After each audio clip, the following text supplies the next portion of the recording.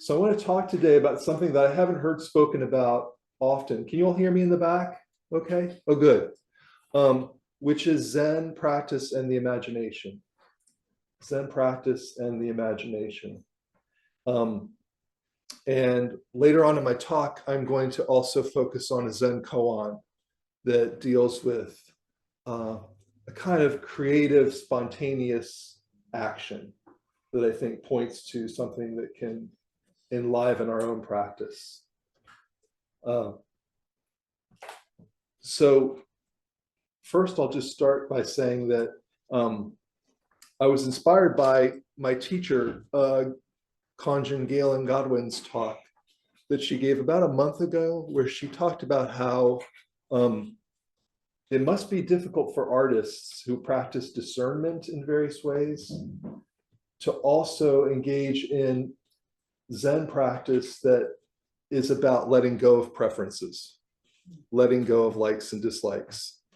Whereas artists or people who are engaged in some kind of creative endeavor are constantly making decisions about what to include or what to exclude, what to focus on, what to take out or place in the background. So those of us who engage in those kinds of activities, I think all of us engage in creative activities in our own ways. We're swimming in this world of making choices and making distinctions between things. And a lot of our choices are rational, but some of them are more intuitive. And so how can we reconcile or balance our ability, our need to make these choices or to discern between things and letting go of our preferences, or dropping, or at least relaxing with our preferences?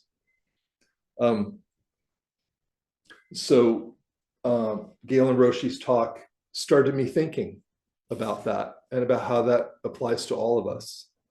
A lot of our practice in a practice place like this is about maintaining and living with the forms, bringing life to the forms of practice.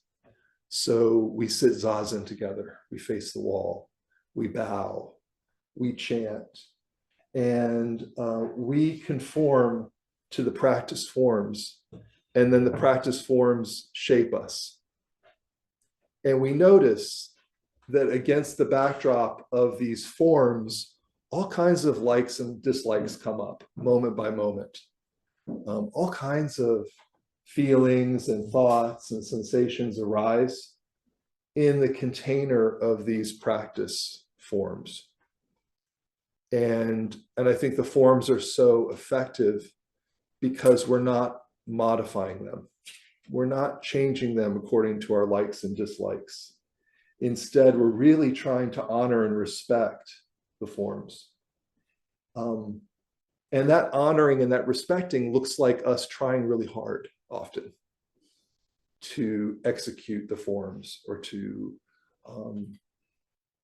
sustain the forms by being really precise and really attentive moment by moment.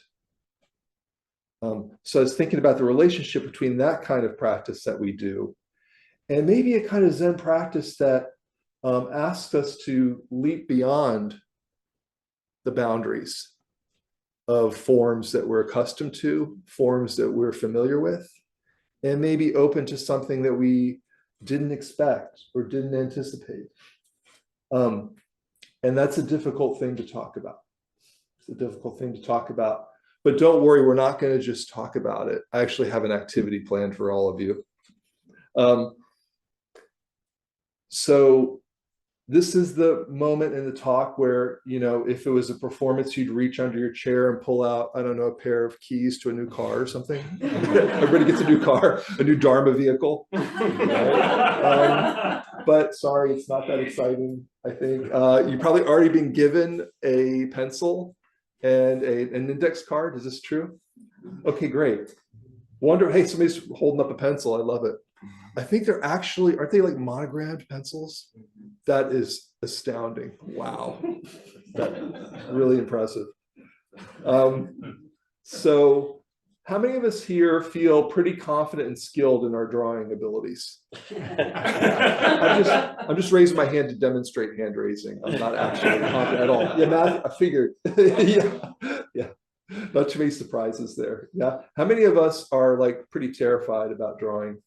Now I can genuinely raise my hand to accurately indicate. Wonderful. So this activity we're going to do is designed just for you, whoever you are, whichever way you responded to that question. And it's based on an activity that I learned from an artist named Linda Berry, which some of you may have heard of.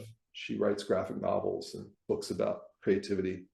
And what I want us to do is to explore how this activity shows us how we're deeply conditioned to make distinctions, to make comparisons, particularly about bad and good, right and wrong, acceptable, unacceptable.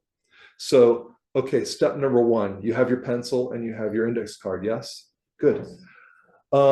Put your card, please, somewhere on a surface. Maybe that would be your leg where you can draw on the card. So you're going to draw on either side of the card. Okay, and here's the fun part. Please close your eyes. Before you draw, close your eyes. And I'm going to time you. I'm going to give you a minute to draw a bacon and egg breakfast on a plate with your eyes closed. Okay, please go. Start now. And keep drawing until I say stop. Bacon and eggs, a plate, maybe silverware.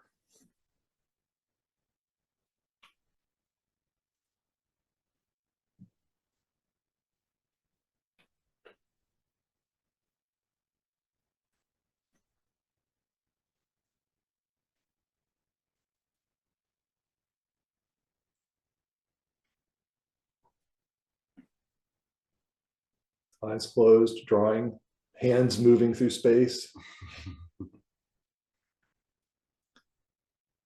Bacon and eggs on a plate, knife and fork, maybe. 10 seconds.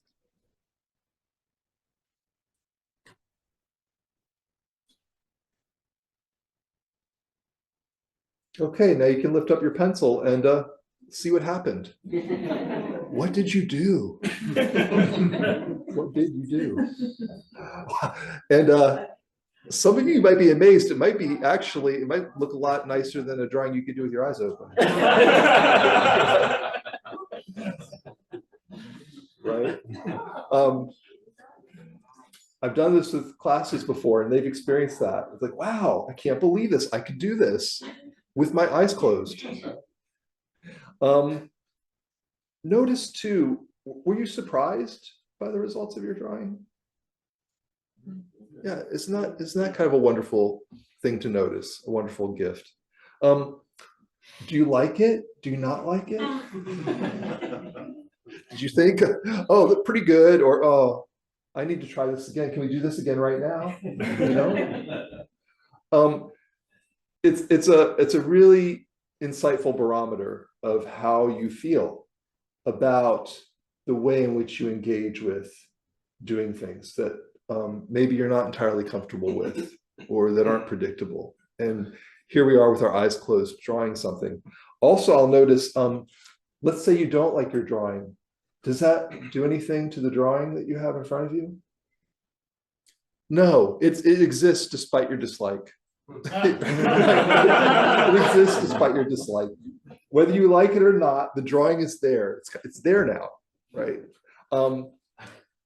Also, I'm noticing about this that Linda Berry had an experience where she talked to her painting teacher when she was in college. And she had said to her painting instructor about one of her own works, Linda said, I don't know if I like this painting. And her teacher, her name was Marilyn Frasca, said, it's none of your business. It's none of your business. And that was like a great awakening for Linda Berry. As an artistic person, she realized, oh, yeah, this liking and disliking is not helping. And in actuality, something has arisen that, that is connected to me, yet independent of me. So I think about this question, what is an image? You have an image in front of you, which you just drew a moment ago. But if we think about the fundamental nature of what is an image, imagination and memory, an image is alive, but an image isn't alive in the way exactly that you and I are alive, right? If I think about an image that persists through time, images that will last long after we're all gone from this particular existence. Images can transport us. I also notice images are inside of us and they're also outside of us. I can see images, I can locate images outside of me. But when I close my eyes and I draw a bacon and egg breakfast, there's an image inside of me and my hand is working. My hand is doing something that my conscious mind might not be fully aware of. And that can be really instructive, I think.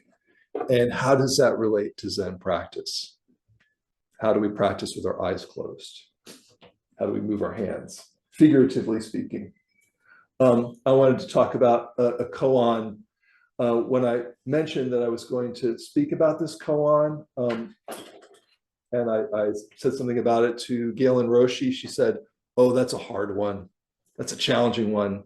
And then I thought, okay, I'll try it out. Try it out, see what happens. And I hope that you all can help me with it too. This is a koan from a famous collection called the Book of Serenity.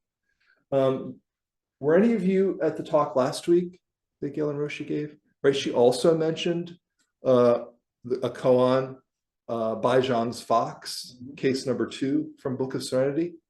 This is called the Rhinoceros Fan, and it's case number 25 in the Book of Serenity. And it's also in the Blue Cliff record. In the Blue Cliff record, it's case 91. So this is one of those koans that actually exists in a couple of different collections.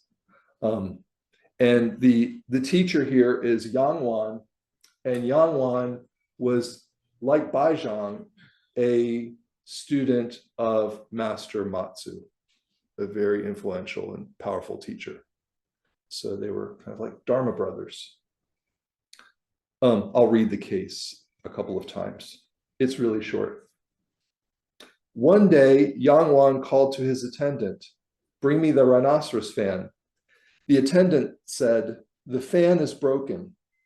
Yangwan said, "Then bring me the rhinoceros." The attendant had no reply. Zifu drew a circle and wrote the word rhino inside it. The end. Well, I'll read it again. There's a lot there. One day, Yangwan called to his attendant, "Bring me the rhinoceros fan." The attendant said, "The fan is broken." Yangwan said, "Then bring me the rhinoceros." The attendant had no reply. Zifu drew a circle and wrote the word rhino inside it. So a few things that I want to say about this at the outset. One is that what the rhinoceros fan was is not precisely known. It could have been a fan, and part of the fan was actually made out of rhinoceros horn. There were rhinoceri in ancient China. There's archaeological evidence that shows the existence of rhinoceros. And it could also be a fan on which was painted an image of a rhinoceros looking at the moon. So this rhinoceros fan was something that was very valuable. And it was probably given to Yangwan by somebody with a lot of prestige. And so it was a precious object. And here he's calling for it. He's asking his attendant, "Bring me the rhinoceros fan." And the attendant says, "The fan is broken." "Then bring me the rhinoceros." The attendant had no reply. Not the worst response. Probably completely dumbstruck. I misread this koan for a long time because I thought that Zifu, the last line, Zifu drew a circle and wrote the word rhino inside it. I thought Zifu was somebody who was present in the scene at that moment. And I later learned that Zifu was another Zen master who lived a couple of centuries after Yang Wan and who had encountered this story. And then his response to the story was to draw the circle and then draw the character for Rhino inside the circle. And that really changed my view of the koan. I thought that was really, really remarkable that there's a kind of artistic response that happened after the fact that's become part of the koan, part of the story. So I wanted to talk about this koan in 3 ways with the rest of my short time with you all. The first way that I want to look at the koan, turn it around, is say that it seems to be pretty apparently about brokenness. It seems to be about brokenness. The rhinoceros fan is broken.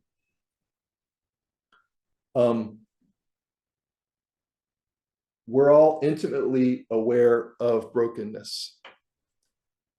It could even be said, perhaps, that brokenness is the state of how things are. If we think about brokenness versus some idea of wholeness or completion, according to Zen teachings, nothing exists in a stable, permanent, solitary way.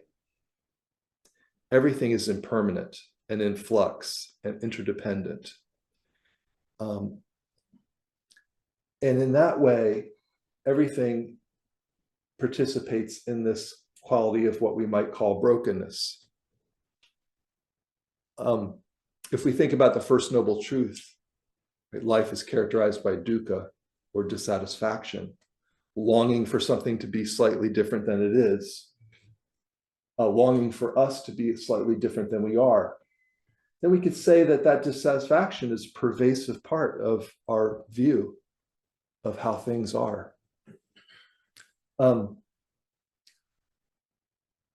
Perhaps the attendant is saying, in a way, I'm broken, right? The fan is broken.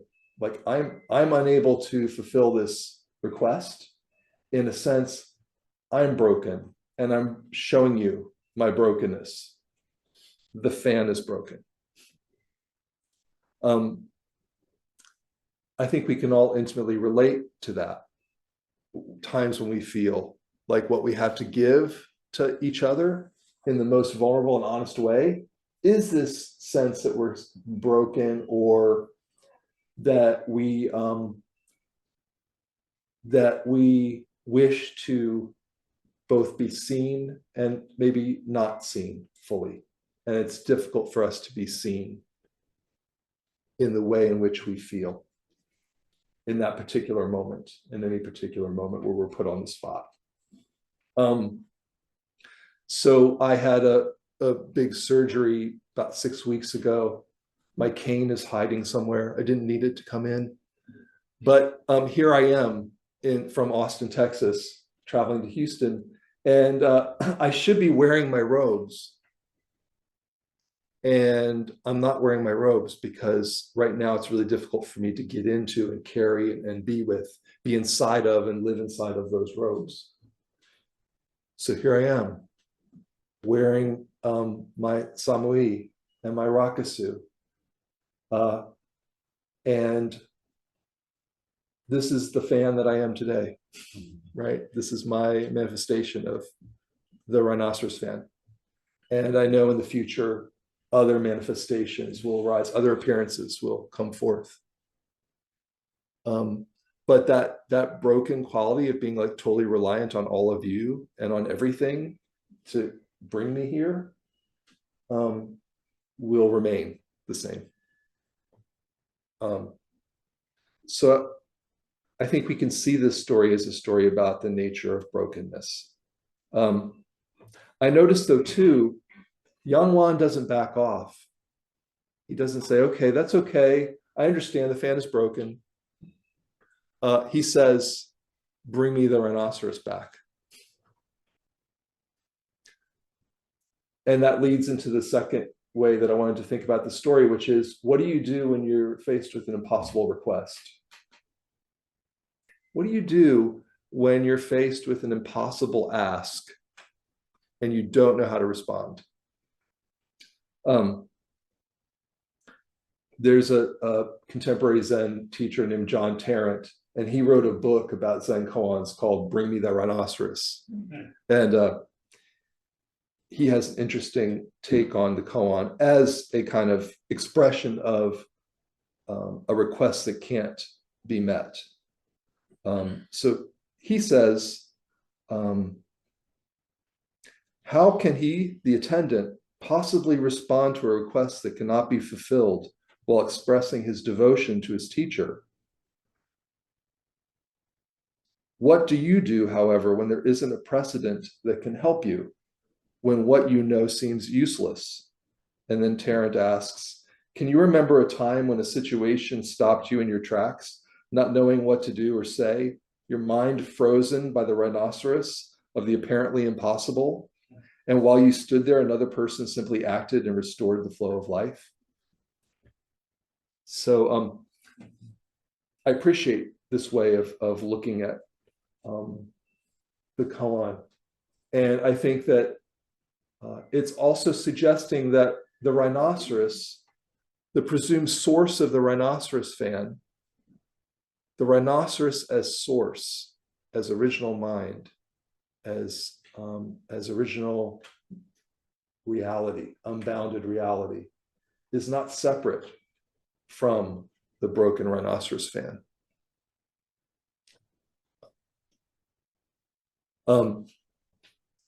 And we see how the attendant is stopped in his tracks.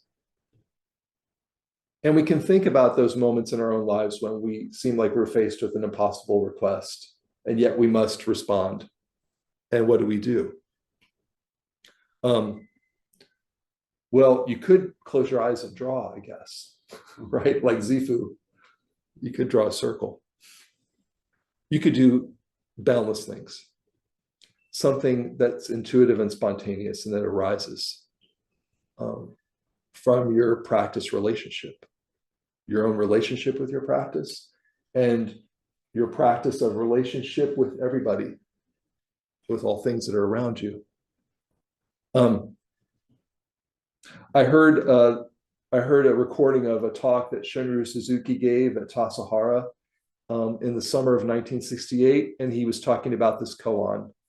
And Shunryu Suzuki said in the talk, if you try to bring a real rhinoceros fan, you know you will be scolded. If you don't, you will be scolded. What will you do? That's basically what I'm asking, right? Okay, representing that question. I think that one thing that we notice is we respond in a particular way, and we realize that our response is usually deeply conditioned by habit and by our preconceptions about what we know and what we can do. Maybe you drew a fantastic egg and bacon breakfast today and really surprised yourself. It's possible, right?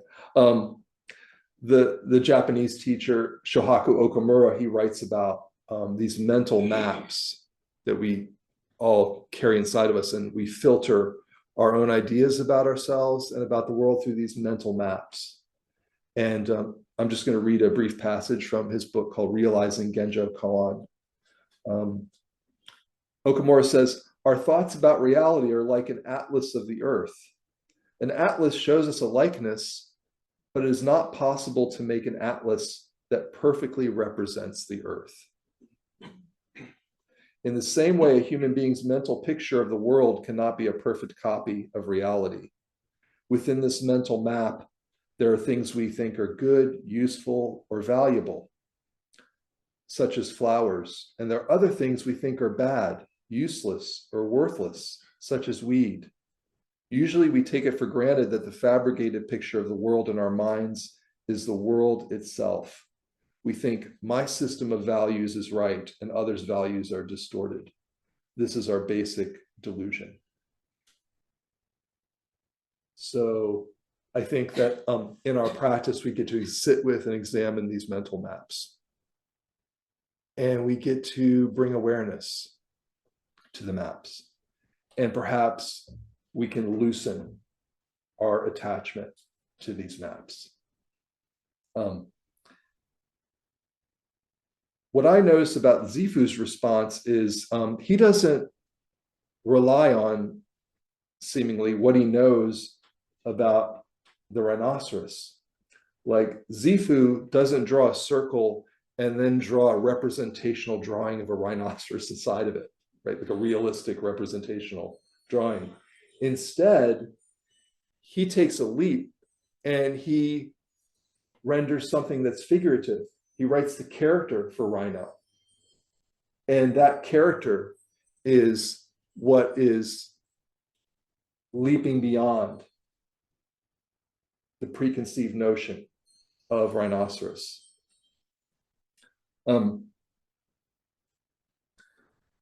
Another way to say this is that that what the Zifu draws is a symbolic gesture. It's a symbol.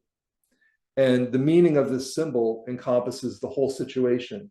The attendant, the Yangwan and his request, the rhinoceros fan and its brokenness, everything is encompassed and articulated by the symbol that the Zifu draws for Rhino.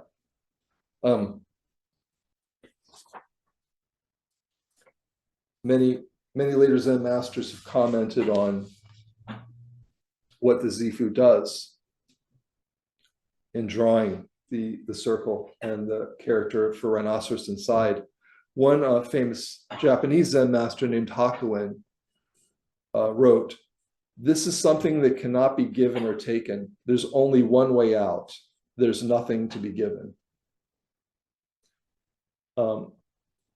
And that's really the third way that I wanted to talk about this koan. The first as brokenness, the second as what do you do when you're faced with an impossible request? How do you respond?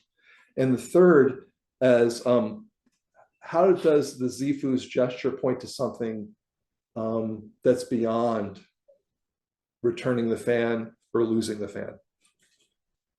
Right? How does the Zifu's gesture encompass losing something, bringing something back, completing something, leaving something broken, the whole entirety of the experience?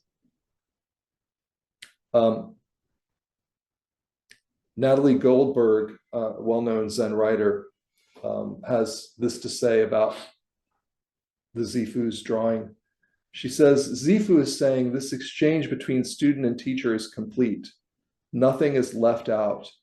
Zifu catches the whole thing and brings it to completion, enlightening the attendant, the rhino, the teacher, folding us all into the great circle." So I think that we can continue to consider this koan and bring it to life through the attention that we pay to it. And we can further for ourselves practice with this idea that sometimes we're in situations where the proper response is really elusive. And what we know may not help us, yet we can open to something intuitive and spontaneous that can arrive and can actually bring about a greater intimacy between us. And this is a kind of creative play, practice as a kind of creative play that happens within boundaries, but yet is open to experimentation, to discovery, to renewal, right? And that happens for each of us in a really personal way. And then we bring that, we share that with each other. I think that, just to come back to my opening question, we can practice with discernment and we can also really hold it lightly. We can practice with our preferences. We can practice with making choices. And at the same time, simultaneously, of course, we can be more aware of what's driving our choices.